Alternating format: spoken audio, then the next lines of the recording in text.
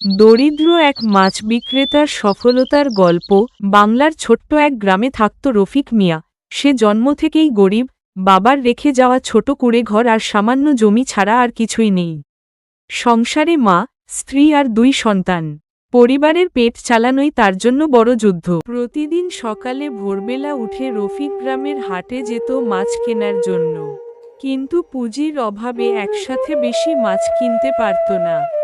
একদিন সকালে হাটে গিয়ে সে কিছু মাছ কিনতে চাইল। করিম চাচা, আমায় মাছ দেও তো। রফিক, তোকে মাছ দেব, কিন্তু টাকা দিবি আগেই। চাচা, আমার হাতে এখন টাকা নাই, মাছ বেচে টাকা পেলেই আপনাকে দিয়ে দেব। কিন্তু করিম চাচা রাজি হল না।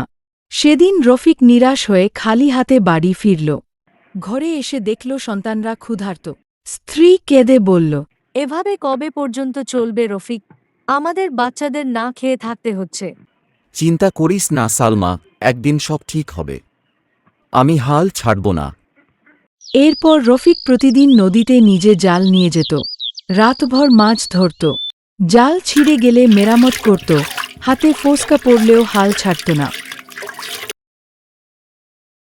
একদিন গ্রামের বড়লোক হাজি সাহেব মাছ কিনতে এসে বলল, রফিক, তোর মাছ খুব টাটকা।